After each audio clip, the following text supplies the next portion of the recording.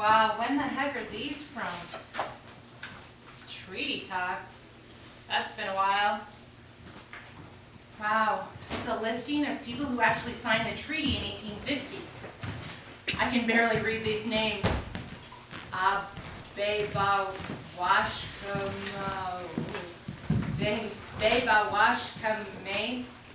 Wow, okay, looks like this next column is people who still lived on the reservation in 1905. Okay, names are starting to look more legible, more normal. But wait, what's this? In 1937. That's my name, Chichimon. Oh my gosh, oh my gosh, oh my gosh, oh my gosh! Do you know what this means? That's right, finally! Definitive proof that I am American Indian! My proof was in front of me this whole time. This means that my people, my family signed the document, and I am actually a real Indian. I can make grandiose statements now of being a fucking American Indian princess. I mean, my aunt did tell me that we were from the Crane clan, those who were the leaders and chiefs of the tribe. But this confirms it. I have this link to a greatness that I had always dreamed I was a part of. My relatives were important enough to sign a treaty, right? But not really. I mean, they were sellouts. Oh, sure, it's cool to find out that they signed the treaty, but when you think about it, I mean, really think about it, what is a treaty?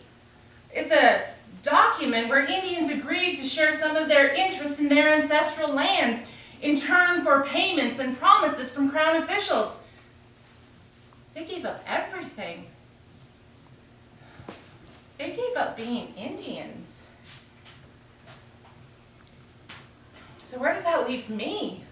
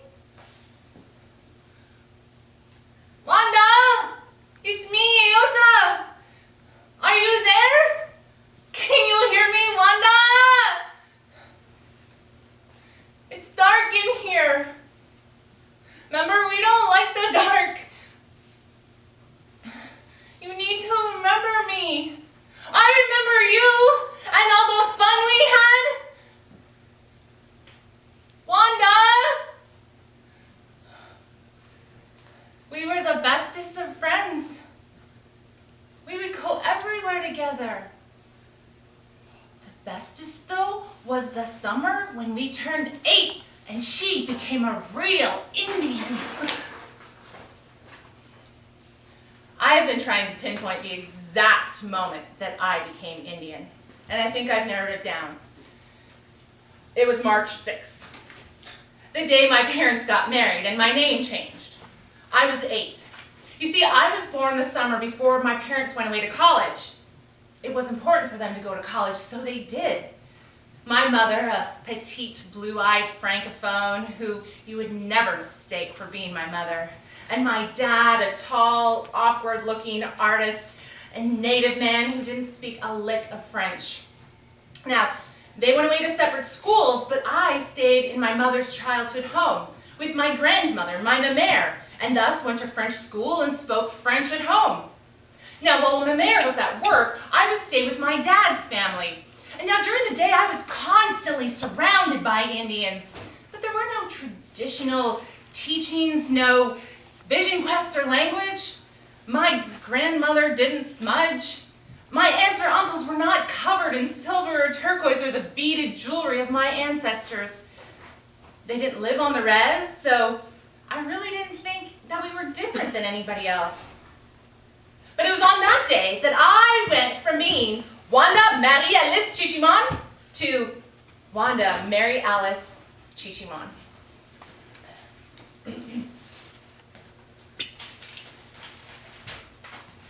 Salut Wanda!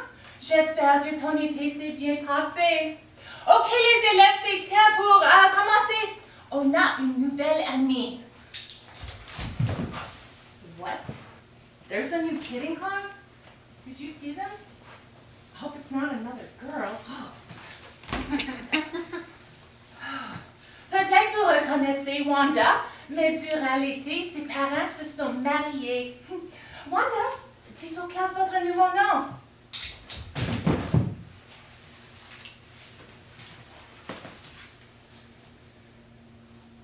Mon nom est Wanda Chichimon. Je me suis mariée durant l'été. Hey les gars, c'est pas gentil ça. Son nom est Chichimon. On s'excuse.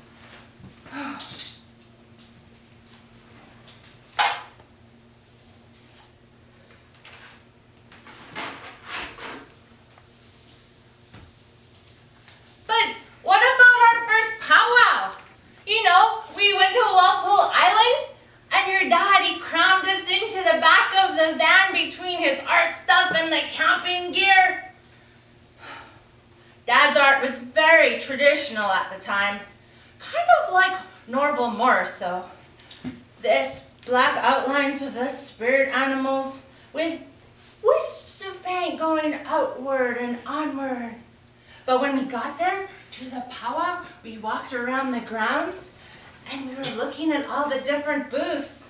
Oh, that one guy with the furs and all the shiny rings on it. Oh, or the pretty lady with the beading who taught us how to make jewelry. Holding a needle with a long thread and who pulled through the fabric, leaving a tiny bead left behind for this great design to come. Oh, and her little Indian babies in the grass behind her. But then, it happened.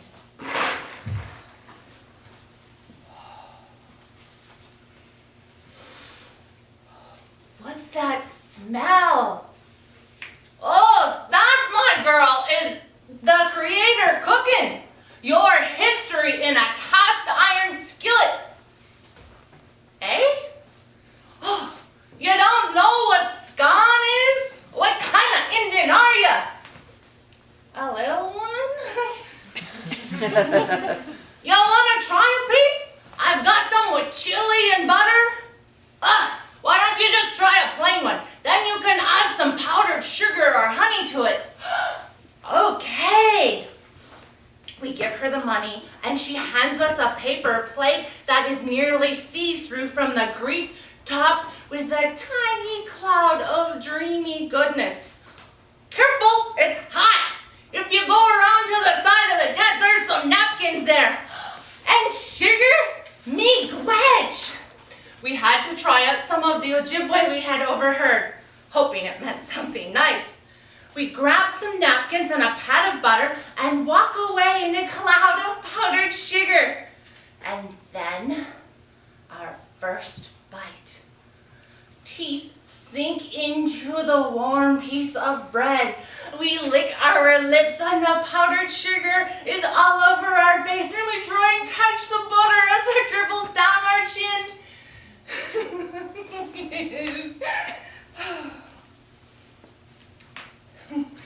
That was my first encounter with fry bread. Fry bread. An example of the ingenuity of my ancestors. After signing away their land, no longer able to hunt and gather, they had to rely on the government for their food supply. They were given government surplus food, canned goods, white flour, processed sugar, and lard, or commod food, Indian slang for commodity food. Now, fry bread is nothing more than fried dough, like a donut or a funnel cake, just minus the sugar, but full of air bubbles and delicious grease. It is revered by some as a cultural unifier, and by others as a reminder of our painful past and contributor to obesity and diabetes on the reservations. To me, it was and is a contributor to my love of bread. Now some may call it an Indian or Navajo taco. I just knew it as scone. But that doesn't make me more Indian. I can't even make fry bread. I'd have to Google a recipe. And you can even order fry bread at the Cheesecake Factory. And anyone can go to a powwow. They aren't the exclusive events they used to be. But growing up in a small town, there was never this need to proclaim what you were. I never felt different, but I should have. Being the only tan little face in your French Catholic school photo, you kind of stand out. It wasn't until I moved to the city that I felt this need that I had to prove who I was. Random strangers and new friends felt this need to connect to you because you looked native, and they wanted to share in this romanticized history of your people, as if stealing pieces of me.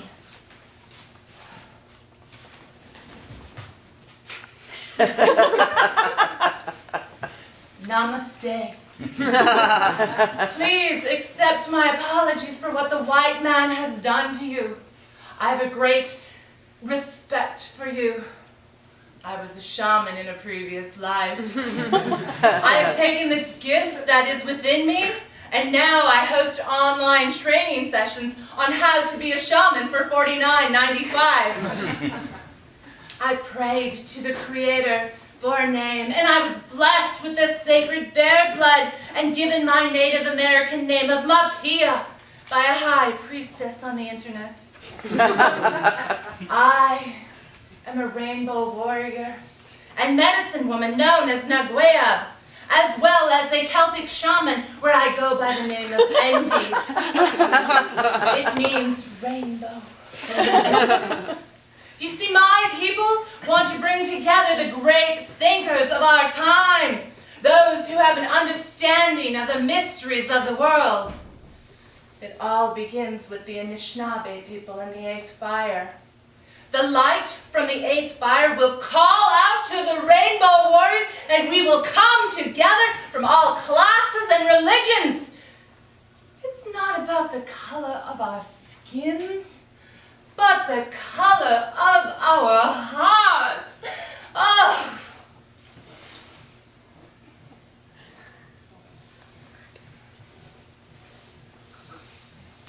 Rock on, sister. That is amazeballs. So cool. You're Native American, right? I'm Native American too. I'm so excited to meet another Native American person. I have so many questions. Okay, I know you can't tell from my red hair, but really, I am. My grandmother used to tell me that she was a full-blooded Cinnabon CU-ix. But what I really want to know is, how do I get money? Because I have a neighbor and all he does is sit around all day and wait for his check to come in. So I figured since I'm Native American, I should get some of this free money too. But people are always asking to see my card. So is there an application or something, like a credit card? Oh. I don't really know what res, that's the right word, right? They're from or anything, but I just figured I'd apply where the most casinos are. Ew. You mean I can't just apply anywhere? That's so weird. So where do you apply then? I mean, I don't know that side of the family. I don't even know where they're from. I just assumed all Native Americans were the same. Oh. So I'd have to find that out first. Wow, it's a lot of hard work to be Native American. You know, those people should just be happy that I'm trying to find out about my heritage. Oh, God. Crazy, right? These are conversations that I've had, and I'm not sure whether to be pissed off and punch them or just smile and nod. But when these situations present themselves, I needed to remind myself to just keep breathing. It's not that I don't want to have these conversations. It's that I don't know how. I mean, how do you learn to be Indian? There's no class to take, no one to tell me stories. And what makes an Indian? Is it blood quantum? Is it believing and living like you're an Indian? Or being adopted into an Indian family? Or just having some long-lost relative who thinks she's an American Indian princess?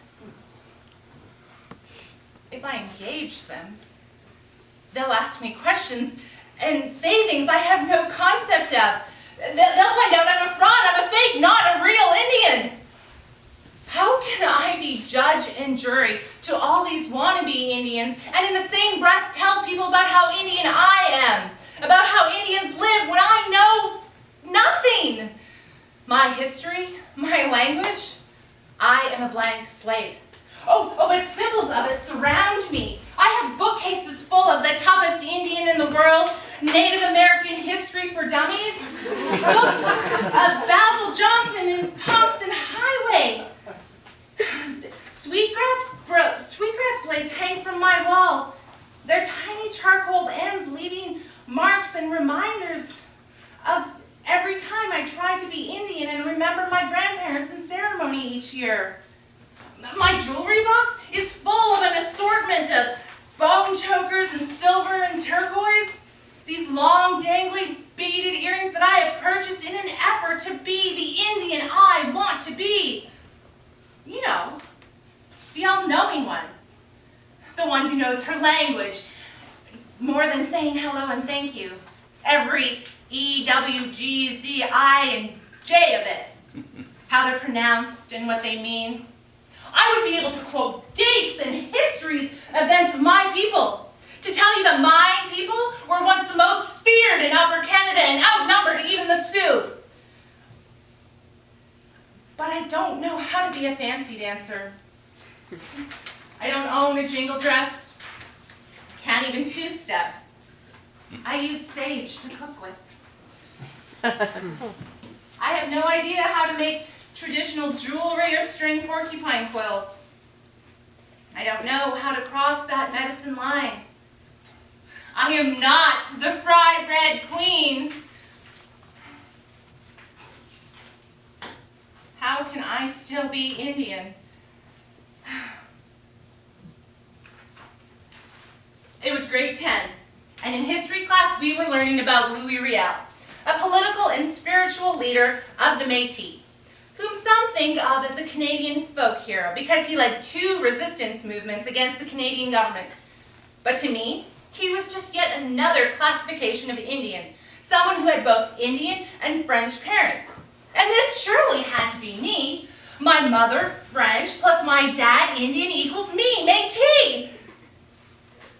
I didn't understand how I couldn't be Indian otherwise. Then I found the Ontario Métis and Aboriginal Association, or OMA. In my mind, I didn't belong to a particular group or tribe. I had no concept of different nations or societies.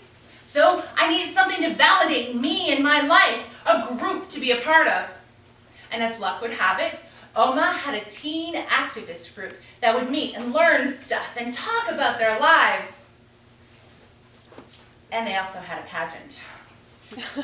You could become Miss OMA and represent all the Métis Nation. How cool would that be? Once I was crowned queen, I would then be the Indian I thought I should be. Okay, Renee, don't try and talk me out of it. I'm going to enter this pageant. The application part is simple. The questions, I have no problem. I watched enough pageants on TV, you know, Miss Canada. Wanda Chichiman, why should you be the next Miss OMA? Well, I should be the next Miss OMA because I believe that more teenagers need to understand their heritage. And if I were Miss OMA, I would go on a speaking tour to educate and spread the word about being Métis in this day and age. If you could be any person in history, who would you be and why? If I could be any person in history, I would be Sacagawea. So I could explore the new world, at the same time educating the newcomers of how our world works. See? No problem. What I need help with is the talent. I'm not going to do one of those interpretive dances or recite some poem I've written. A lame-o. Renee, what should I do? What about singing? You could sing Fiddler on the Roof. Oh, you have been humming it all weekend and it has been driving me crazy. Have you lost your mind? Matchmaker, matchmaker, make me a match. Find me a find, catch me a catch. See? I'm tone deaf.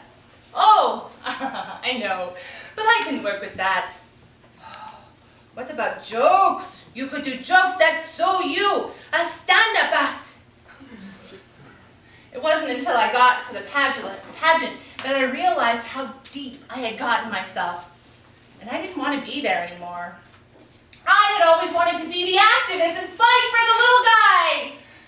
But I didn't even know who the little guy was. And I knew nothing. These girls, they were out of my league. Their long, dark hair braided perfectly.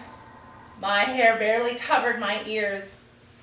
And there was nothing special about their clothing, but it was how they spoke and what they knew. They could recite their history and they knew facts that I had no clue of. They were presidents and vice presidents of their local OMA chapters. They sang opera and showed their artwork as their talent. I told jokes. I got heckled. So when I line up with the other 5 contestants as they're about to announce the winner, the other girls hold their breath as the host announced their names. I just wanted it to be over. And in the end, it didn't make me more Indian. I mean, I wasn't even Métis.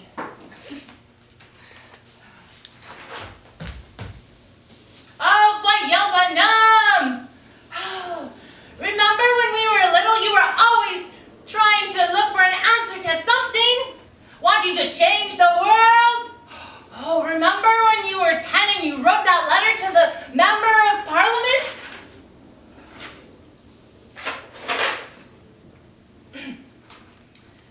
Dear Mr. Minister, hello, how are you? Me, I'm not so good. My mom told me today that there's still a law in Canada that tells me who I can marry. Well, it doesn't really tell me who I can marry, because if it did, I would want to marry David across the street. But I couldn't, because if I did, I would lose my status because David is white. So how come an Indian boy can marry whoever he wants? And if she's not native, she gets status. But if a girl does not marry an Indian boy, she loses all her rights as Indian. What it says, it is limiting me on who I can marry. Okay, sure, Freddie Big Knife is cute and all, but I don't like him that way. I want to be able to not worry about who I can like. I hope you can do something about this before I become a teenager. My future love life depends on it. Thank you for your time. Signed, Wanda Chishiman.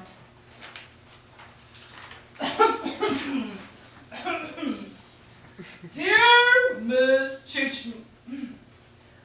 Dear Wanda Chishiman. Dear little girl. Now, over the years, there have been some policies that, well, let's just say we're a little misguided. But we have made every effort to rectify these past transgressions, which resulted in several years, decades if you will, of lost records. Somebody certainly lost their job over that. Oh. But during these lost years, what has happened to these people? Their heritage. There's absolutely no way to quantify it. There is no paperwork, no hard, factual data. Now, the following is my opinion and in no way reflects the offices of Aboriginal Affairs in Northern Development Canada, but it seems to me that after 500 plus years of occupation, one can hardly attempt to call themselves Aboriginal. I mean, with the onslaught of immigrants coming into the country and the various ideas the government has had to deal with the Indians, direct bloodlines seem unlikely since Aboriginal women have been taken advantage of from the beginning, be it from voyageurs or prior to 1980 and losing their status for marrying a non-Aboriginal man. I wonder sometimes what all the bother is to be labeled as Aboriginal. Now, this does not mean that our agency will not recognize them. It simply means that a number of Canadians believe that they have an Indian in the cupboard, if you will. It's all about the numbers. Simple math. Sincerely, your honorable representative to the Canadian government. Silly Mr. Fredericks. It's not about the numbers. It's not about that. That's not how you're Indian. It's the people and where you come from. It's hard sometimes, though, to know where you come from, especially if there's no one around that knows. With Dad gone away for school or work and Grandma and Grandpa gone to the city, there was no one to teach us about how to be Indians. I mean, it was just you and me and Mom most days. Oh, do you remember the visit to the city?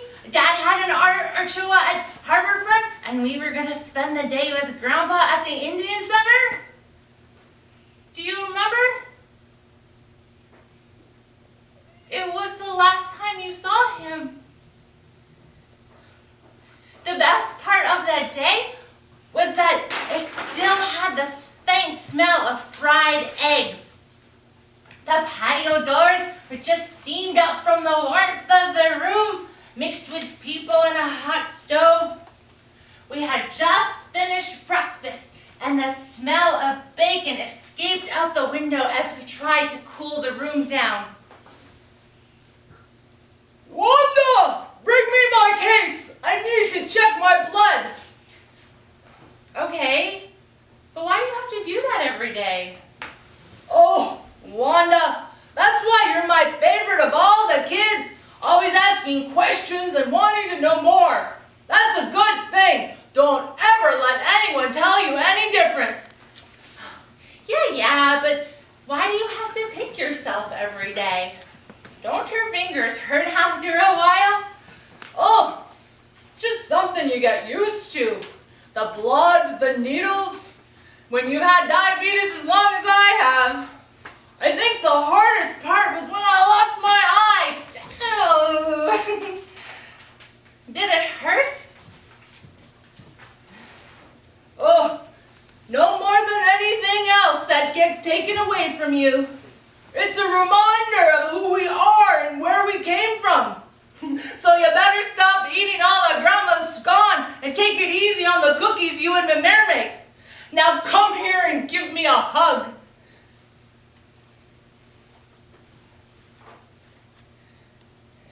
He wrapped his arms around me and hugged me like he would never let go. I never understood or appreciated that moment. I still don't.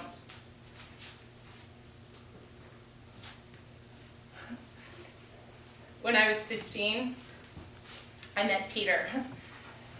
Peter was a boy from the res. He was in grade 11. I wasn't.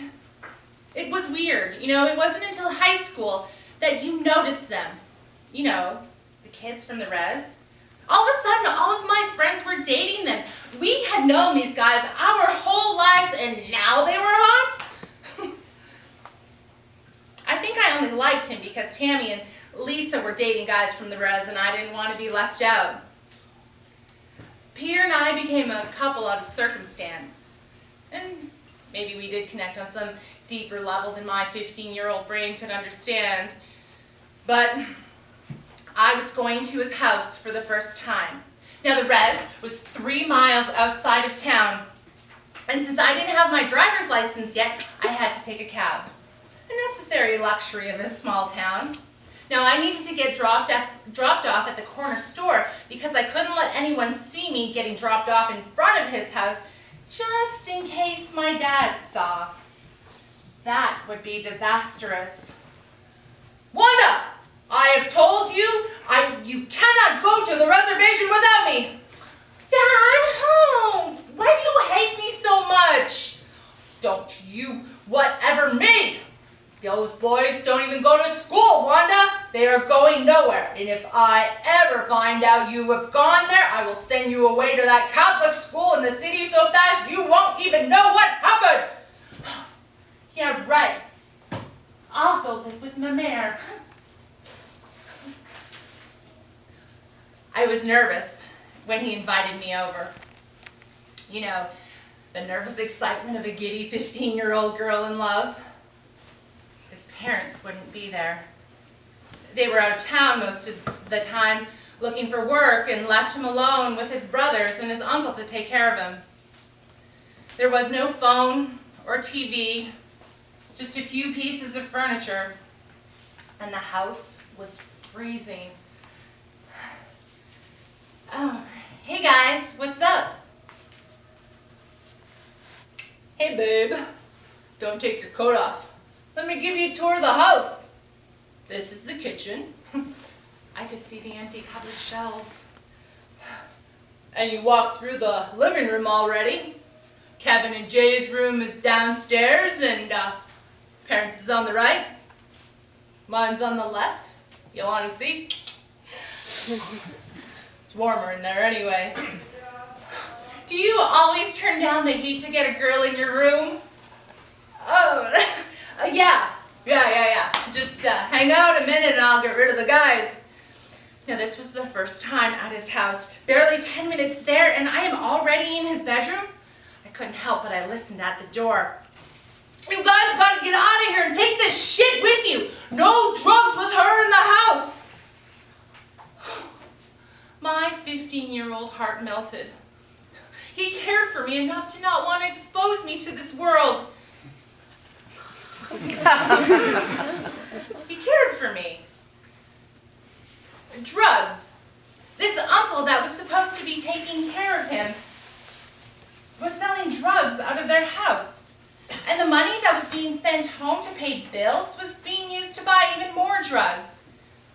Now, I feel guilty because even though we share this tribal bond, I don't live this impoverished life.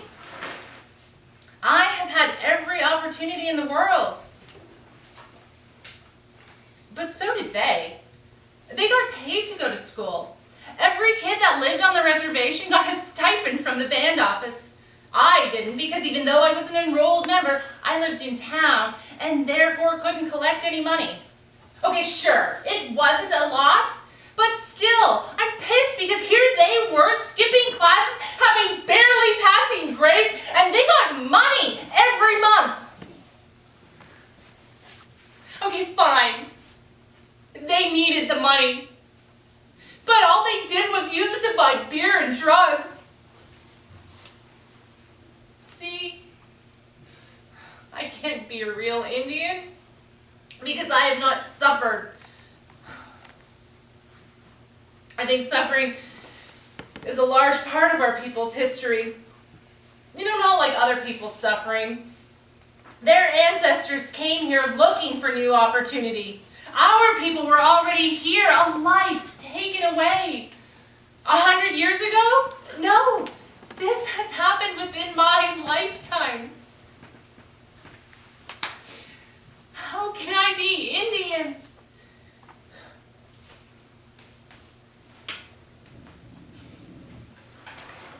That is so sad. They were Wanda's age and they had to take care of themselves. No mommy or daddy to come home to after school. No one to cook for you. No one to hug you when you've done good. No one to tell you that tomorrow everything will be all right. No one to tuck you in at night and scare the monsters under your bed. That's what being Indians was?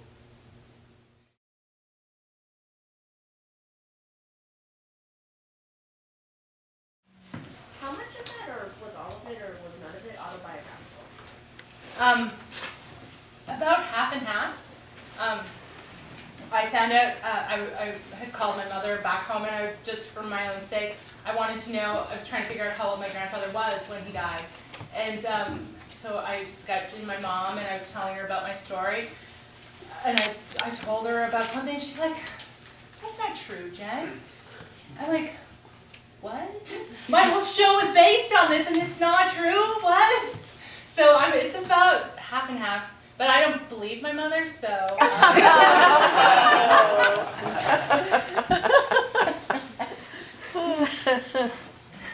saw that this play last year at La Jolla Playhouse, and it's been really great to just kind of sit with it and then come back and see it again.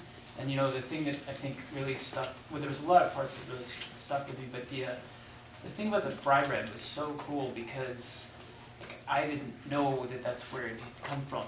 I'd always sort of wondered, like, that didn't seem really like a thing that they would do out in the plains, like get the lard and milk the lard over and like a campfire and get the flour and you know, like it totally makes sense. And it says so much. It gives me kind of like a real visceral connection to the history. So yeah, thank you for that. I love fry bread though. Yeah.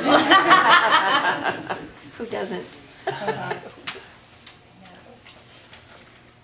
So for when making this piece, how much, like, aside from your own personal knowledge, did you actually have to research and kind of experience it in order before you could actually write the piece?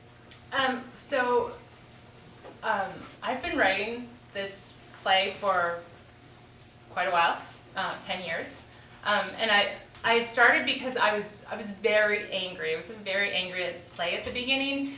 And I felt I'm like I can't put that out there because all of that I don't know stuff I didn't know, you know, I really didn't know my language, and I've been slowly learning that. That's what my YouTube channel is. So with that, you know, I was doing research and I've met more people and just had conversations, so my viewpoints changed a little. And as far as like stuff about the card and registry, I've been reading stuff, and it's just, you know, it seemed like this divine intervention that I just happened to be online and I would find these articles and I was like, oh wow, I didn't know that. You know, and it totally changed my opinion, and I was like, darn it, I have to change my play now. It changes another piece of it about the card because, you know, just things I learned. So I've had to learn a lot, but it's been a learning experience, and I finally learned how to make fry bread throughout this. Because before I tried to make it really healthy, and I tried to use whole wheat bread, whole wheat flour, and that doesn't work, just FYI. I just find out that you've been performing this, you know, a couple times before, and you've been writing this play for a couple years, but you decided to read it like off script, like you're reading it kind of. Do you do that on purpose, or like? I've been still rewriting it and tweaking it, and so I just recently started working with a director, and so all of the movement. So I was trying to work in all of the, like, oh, I'm supposed to move here and I'm supposed to move there, and a lot of the times I do know it just because I've sat with it for so long. But the parts that I did read, I felt that they were important, so I really wanted to get them right. The other parts I was like, you know, I was ad-libbing. It was pretty much the same text, but like some of them I really wanted to hit those points. So that's why I read it. I eventually, yes, I would like to be off book, but if I can ever stop making tweaks and changes to it, that would be great. What about from this side? You don't want an iPad? What was it like doing it for young people? You said, I think yesterday or today. Yeah. What was it? How was it different from tonight? I couldn't say fuck. I realized it. I was like, oh my gosh, as I was reading it, or like, as I was doing it, I had to change the words and stuff. And I think it felt more freeing to tell it to kids, because I feel that there's not any preconceived notions or anything with them. And they're just, willing to learn that, or they're just like, oh, okay, this is a free period, we can just hang out, so they really weren't paying attention. For me, it was a total rehearsal.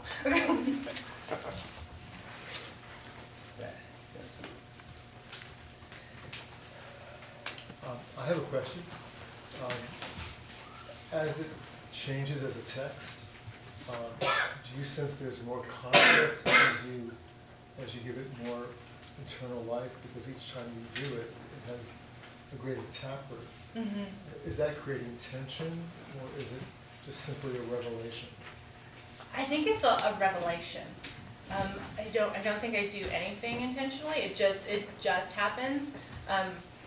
During one of my rehearsals, I've read it so many times, and I cry and stuff. I feel these different moments every time, and it's really hard, because I'm like, I don't know what that is at that moment, and like, what that tension is, and why I'm really mad at that point. And I'm trying to figure that out, like why did I cry there, or stuff like that. But nothing is intentional. I wish it were.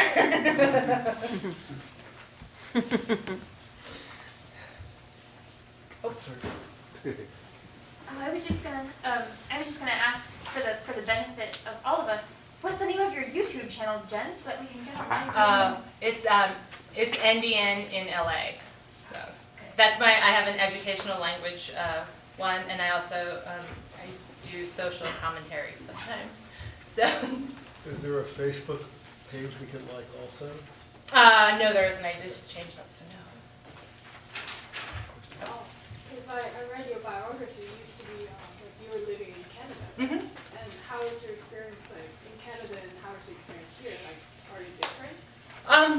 Yeah, like when I lived in Canada, that's where I didn't feel this need to be Indian. It just was, and I mean, and like I said, I really should have felt it, because I went to a French school where I was the only Indian kid in the entire school. And I wasn't treated any differently, or, I wasn't made fun of, nothing like that. So it wasn't until I moved here to LA where it really struck me as like, dang, I have to be Indian. I have to go buy new clothes. I have to buy jewelry. I mean, those are real things that happen, because I felt that I had to do that. People are not recognizing your identity. Yeah, very much so. People speak to me in Spanish, and I'm like, I don't know. Like, I can speak French to you, but that's.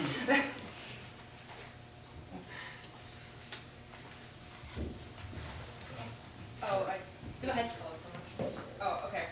So what do you believe makes someone a particular race? Like in your ending, where you were struggling between is it the warm and fuzzy feeling, or is it standing up and registering? Like what are your personal beliefs? I don't know. I think that I'm really torn on that. Like at one time, I really, really, truly believed that,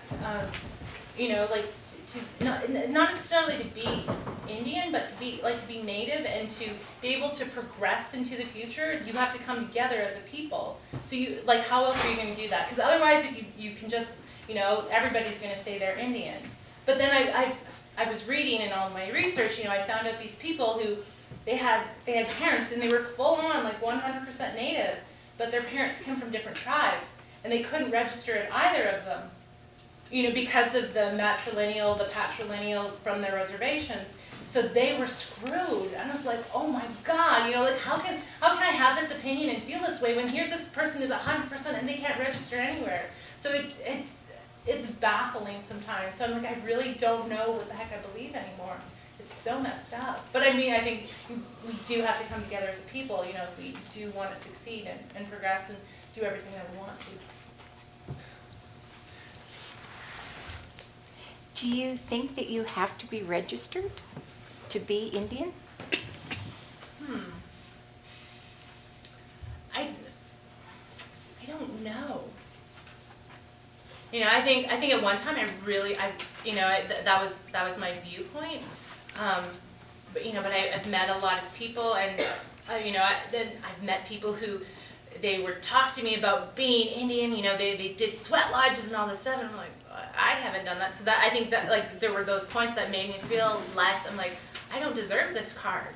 I don't know any of this. So it's this constant inner struggle within me, you know. I mean, I have my card, but I don't know anything. Right. Maybe this could be the last question. As a teaser for the spring, Yes. I didn't ask you this at lunch, but do you have an idea what that the new show might be, a theme or a clue? So we're going to. I'm going to try and be a little bit more angry. I thought. I really want to be angry. And when I tell people that, they're like, "Jennifer, that wasn't angry." I'm like, "Really? That was me being angry." But so it's going to be. It might be Wanda. It might be another character. But we're going to have this discussion in a bar, and it's still going to be about identity. It's going to be about like children and adoption, and just focusing on that. Great.